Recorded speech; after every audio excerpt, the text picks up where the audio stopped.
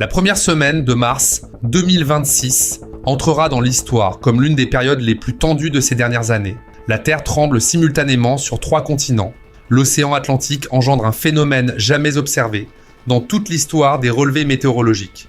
Des volcans aux 4 coins du monde passent en état d'alerte élevé, tandis que des explosions se succèdent sur des sites énergétiques stratégiques. L'Indonésie est secouée par un tremblement de terre de plus de 6 sur l'échelle de Richter. C'est précisément la région où, en 2004, s'est produit le tsunami historique. Ce même jour, la station balnéaire russe de Sotchi a vécu 2 tremblements de terre consécutifs à moins d'1 heure d'intervalle. Aux États-Unis, dans l'État du Nevada, 16 secousses sismiques ont été enregistrées en 24 heures à proximité d'une base militaire classifiée. Un complexe industriel du New Jersey a été soufflé par une explosion si puissante que le choc a été ressenti dans l'État voisin. L'Italie observe un essaim de tremblements de terre dans le supervolcan des Champs Flégréens, où vivent 3 millions de personnes. Et dans l'Atlantique Sud, les météorologues avaient littéralement du mal à en croire leurs yeux. L'océan a simultanément engendré 2 tempêtes subtropicales. Et ce n'est que le début de la liste. Nous avons rassemblé tous les grands événements de ces derniers 2 jours en une seule vidéo. Voyons tout cela dans l'ordre. Une série de tremblements de terre s'est produite dans les eaux de la mer Noire.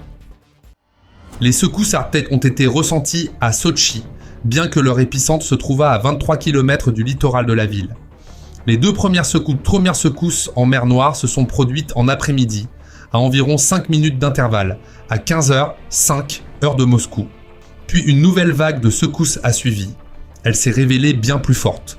Des vidéos de témoins ont commencé à circuler sur les réseaux sociaux, montrant des lustres qui se balançaient et des meubles qui se déplacèrent dans des appartements à Sotchi. Les sismologues ont estimé la magnitude du séisme à environ 4,7. Dans les rues, les arbres oscillaient. Les services de secours ont reçu des centaines d'appels. La ville balnéaire s'est transformée en zone d'alerte pendant quelques minutes.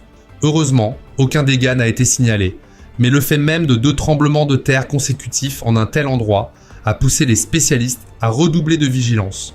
Je rappelle que le territoire de Krasnodar et le Caucase en général font partie des régions à forte activité sismique, et qu'en théorie, des séismes d'une intensité allant jusqu'à 8 ou 9 points y sont possibles. Par ailleurs, des secousses de magnitude pouvant atteindre 7,5 ont déjà été historiquement enregistrées sur le littoral caucasien de la mer Noire.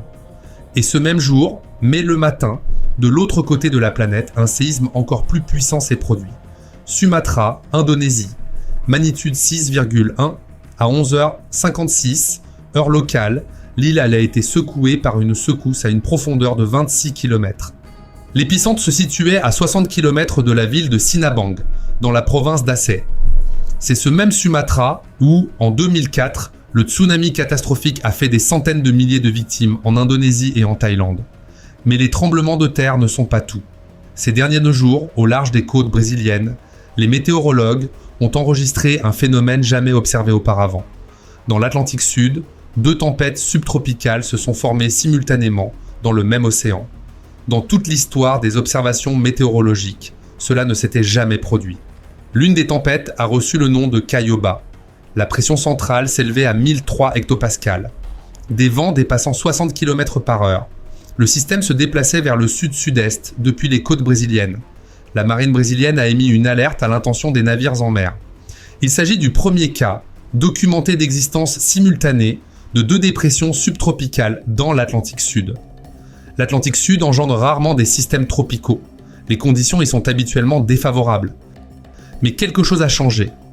À ce même moment, dans l'État américain du New Jersey, dans la localité de Logan Township, une explosion d'une telle puissance a retenti ça a été entendu à des kilomètres à la ronde. Un accident s'est produit sur un site industriel. L'entreprise traite du beurre de cacao pour l'industrie chocolatière. D'après les informations des employés, de grandes quantités de propane destinées à un usage industriel étaient stockées sur le site. L'explosion, partie de l'intérieur du bâtiment, a été si puissante qu'elle en a partiellement fait s'effondrer la structure. À un moment donné, les flammes ont atteint 9 mètres de hauteur. Le souffle de l'explosion a été ressenti dans l'état voisin, dans la ville de Harrison, à 16 km de là. Un panache de fumée noire s'est élevé au-dessus du site industriel. Les autorités ont déclaré un confinement sur place dans un rayon de 2 miles. Pendant près de 2 heures, les habitants n'ont pas eu le droit de quitter leur domicile. Le chef de la police locale, fort de 25 ans d'expérience, a déclaré « C'est le plus grave accident industriel dont je puisse me souvenir ». Mais revenons au tremblement de terre. Le 2 mars, dans l'État américain du Nevada, une série de secousses sismiques s'est produite, inquiétant bien au-delà du seul cercle des sismologues. En 24 heures, Zatzkaler, 16 tremblements de terre de magnitude de quelques unités ont été enregistrés. L'épicentre des secousses se trouvait à proximité d'une base militaire classifiée, connue sous le nom de Zone 52. C'est une zone au nord de Las Vegas où des armes nucléaires et du matériel aéronautique ont été testés pendant des décennies. Non loin de là se trouve la légendaire Zone 51, autour de laquelle gravitent de nombreuses théories du complot. Les experts analysent actuellement les données de près, cherchant à déterminer s'il s'agit d'un phénomène naturel ou des traces d'essais nucléaires récents. En Italie, non loin de Naples, la tension continue de monter. Les champs Phlegréens constituent une immense caldeira volcanique d'un diamètre de 13 km. Le 2 mars, 13 tremblements de terre y ont été enregistrés en 24 heures. Mais ce qui compte, ce n'est pas l'intensité, c'est la profondeur. Les foyers se trouvaient à seulement 20 mètres sous la surface. 20 mètres, c'est pratiquement sous vos pieds. En règle générale, les tremblements de terre non volcaniques surviennent à des profondeurs de 10 à 30 km et sont déjà considérés comme superficiels. Les champs Phlegréens se trouvent dans l'agglomération de Naples, qui compte environ 3 millions d'habitants.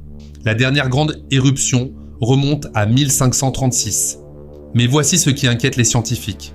Ces derniers temps, le sol y remonte progressivement. 13 secousses en tête à très faible profondeur sont le signe que quelque chose se passe sous la caldeira. À Hawaï, le volcan Kilauea est en pause depuis le 15 février. L'épisode numéro 42 s'est achevé. Et voilà que les scientifiques ont publié leurs prévisions. Le prochain épisode, le numéro 43, est attendu dans la fenêtre allant du 8 au 15 mars, soit littéralement d'un jour à l'autre. Le niveau d'alerte est orange, code aviation. Cela signifie que le volcan est actif. Une éruption peut survenir à tout moment. En Alaska, le volcan Great Sitkin continue d'émettre lentement de la lave dans son cratère sommital. Aux Philippines, le volcan Taal a produit en 24 heures 30 tremblements de terre volcanique, 323 effondrements rocheux et 6 coulées pyroclastiques. Le volcan Can est en état d'alerte élevé. Ainsi, dans les premiers 2 jours de mars, plusieurs systèmes volcaniques se sont activés simultanément à travers le monde. Tout cela fait partie de la ceinture de feu du Pacifique et des zones qui lui sont associées. C'est peut-être une coïncidence, ou peut-être que la planète entre réellement dans une nouvelle phase d'activité. Les 4 et 5 mars, le centre des États-Unis a été confronté à un problème habituellement attendu, au printemps ou en automne. Des inondations soudaines, l'État de l'Indiana, la ville de Columbus. Dans la nuit du 4 mars, des orages à déplacement lent ont traversé la région. En l'espace d'une nuit et du début de matinée, jusqu'à 90 mm de précipitations sont tombées. Cela peut paraître peu, mais quand tout cela s'abat en quelques heures, les rivières ne peuvent plus absorber le débit. Le service météorologique national a émis une alerte aux inondations. La rivière Driftwood, près de la localité d'Edinburgh, est également sortie de son lit. Plusieurs comtés se sont retrouvés menacés d'inondations. Mais si les inondations en Indiana sont la conséquence d'une anomalie météorologique du début mars, pour d'autres régions, l'eau est devenue un problème dès la fin février. Le Brésil continue de gérer les suites d'une terrible inondation qui a touché plusieurs villes. Dès la fin février, les villes de Juiz de Fora et d'Uba ont été submergées par un mur d'eau. En une seule nuit, 589 mm de précipitations sont tombées, soit un record absolu pour la région. Plus de 20 glissements de terrain. La rivière est sortie de son lit. Les maisons construites sur des pentes sans fondation solide ont tout simplement été emportées par des coulées de boue. Plus de 5000 personnes ont été évacuées. Parlons maintenant de ce qui s'est passé ces derniers jours avec l'infrastructure pétrolière. Début mars, des drones iraniens ont attaqué la plus grande raffinerie de pétrole de Ras Tanura. L'impact du drone a provoqué un incendie. La raffinerie a temporairement interrompu ses activités. Sa capacité est de 550 000 barils de pétrole brut par jour. C'est l'une des plus grandes raffineries, non seulement d'Arabie Saoudite, mais de tout le Moyen-Orient. Un peu plus tard, une nouvelle attaque a visé des installations pétrolières dans la même zone. On ne sait pas encore si elle a touché le complexe déjà endommagé ou d'autres installations. D'ailleurs, j'ai été surpris d'apprendre que cette année, 2 accidents majeurs ont déjà eu lieu sur des gazoducs aux États-Unis. Et ce, bien loin de toute zone de conflit. Il y a un mois, dans le Minnesota, dans le comté de Pine, un important gazoduc a explosé. 2 colonnes de feu se sont élevées dans le ciel à 300 mètres l'une de l'autre. 650 foyers se sont retrouvés sans gaz en plein hiver, alors que les températures étaient négatives. L'enquête fédérale a révélé que la canalisation à l'origine de l'accident avait 67 ans. La société qui exploitait ce gazoduc affirmait avoir investi 4,2 milliards de dollars dans sa modernisation depuis 2016. Mais la vieille canalisation, dont les failles étaient connues, était toujours en service et, selon les experts locaux, a simplement lâché.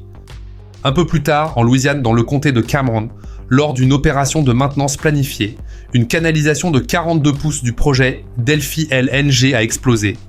Une immense boule de feu orange s'est élevée dans le ciel. Une école située à 6 miles du lieu de l'explosion a été temporairement placée en confinement. Il s'agit d'un pipeline relié à une plateforme de forage offshore dans le golfe du Mexique. Le comté de Cameron se trouve au cœur du boom du gaz naturel liquéfié. C'est un littoral où se concentrent les installations d'extraction et de traitement. Et l'hôpital du comté n'est plus en service depuis 2020, après le passage de l'ouragan Laura. En cas d'urgence, les secours devraient venir d'un autre État. Et la veille même, à l'autre bout du monde, une autre catastrophe industrielle s'est produite. Inde, État du Maharashtra, district de Nagpur. Sur le site de l'usine SBL Energy Limited, qui fabrique des explosifs industriels pour le secteur minier, une explosion a retenti. L'épicentre était l'atelier d'emballage des détonateurs. L'usine est implantée dans le village de Raolgaon, à environ 25 km de la ville de Nagpur et à 800 km de la capitale Mumbai. Cette usine est un important fabricant d'explosifs industriels. En pratique, c'est l'un des principaux fournisseurs des secteurs de la construction et de l'extraction minière de la région. Et c'est ce genre d'établissement qui a littéralement explosé de l'intérieur. Les équipes de pompiers sont arrivées sur les lieux immédiatement. Les opérations de secours se sont poursuivies pendant plusieurs heures. Voici ce qu'a révélé l'enquête préliminaire. Les protocoles de sécurité n'avaient pas été correctement respectés. Fait notable, il s'agissait déjà de la deuxième grande catastrophe industrielle en Inde dans le secteur des explosifs en 2 jours consécutifs. La veille, une explosion dans une fabrique de feux d'artifice avait fait de nombreux blessés. Le chef du gouvernement de l'État a suspendu 4 fonctionnaires et a promis une enquête complète, imputant la tragédie à la négligence des autorités locales. L'aviation n'a pas été épargnée non plus. En Bolivie, dans la localité d'El Alto, un avion de transport militaire C-130 Hercule s'est écrasé. L'appareil appartenait à l'armée de l'air bolivienne. Son numéro d'immatriculation était le FAB 81. Vers 18h30, heure locale, il est sorti de piste. L'appareil a été entièrement détruit. Selon des informations non officielles, l'avion transportait des objets de valeur, bien qu'aucune confirmation officielle n'ait suivi. Des vidéos ont circulé sur les réseaux sociaux, montrant des personnes s'approchant du lieu du crash et ramassant ce qui ressemblait à des billets de banque éparpillés alentour. Encore quelques mots sur la situation préoccupante en Thaïlande. Je rappelle que le 7 février, le porte-conteneur Sea Lloyd Ark, battant pavillon panaméen, a coulé au large de Phuket. À son bord se trouvaient plus de 90 tonnes de carburant et 297 conteneurs, dont 14 contenant des matières dangereuses. Le navire a coulé à une profondeur de 60 mètres. Cela a considérablement compliqué le travail des plongeurs. À la fin février, la pollution pétrolière avait atteint des sites touristiques très fréquentés.